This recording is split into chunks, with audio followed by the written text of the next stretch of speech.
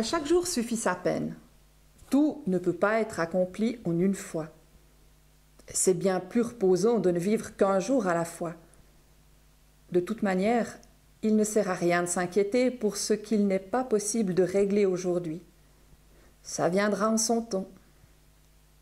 Cette expression de sagesse populaire est citée par Jésus dans l'évangile de Matthieu. Elle conclut son invitation à ne pas s'inquiéter pour les besoins élémentaires de notre vie, la nourriture et les habits. Dieu s'en occupe, comme il pourvoit à la robe des fleurs des champs ou au festin des oiseaux du ciel. À chaque jour suffit sa peine, termine Jésus. Que signifie cette expression dans sa bouche et en fonction de ce qu'il a expliqué dans son discours? Non seulement nous ne pouvons pas tout faire en une fois, mais surtout, nous ne pouvons pas tout faire tout seuls. Le chaque jour me rappelle deux événements de la Bible. Le premier épisode, c'est l'histoire de la manne lors de la traversée du désert par le peuple d'Israël.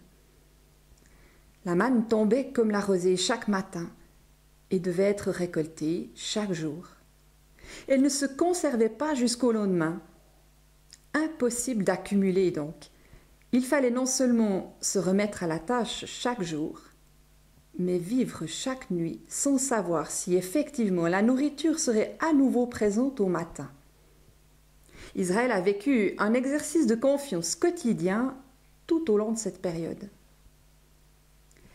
Le second épisode, c'est la prière enseignée par Jésus à ses disciples.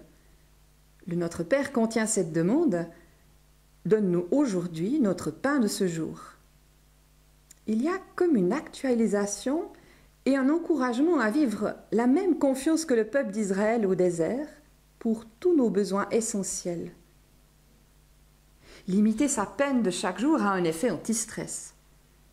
Mais il y a encore d'autres bonnes raisons de vivre un seul jour à la fois.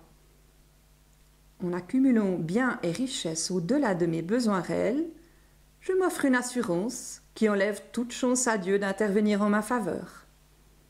Je m'enferme sur moi-même et mes propres ressources. Il n'est plus question de confiance. Et la relation n'est plus nécessaire.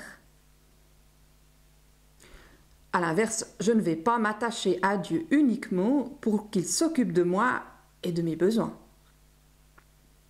Cependant, le partage des ressources fait partie de toute amitié.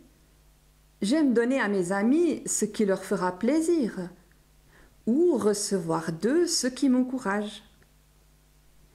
Vivre dans l'amitié de Dieu implique aussi ce type d'échange.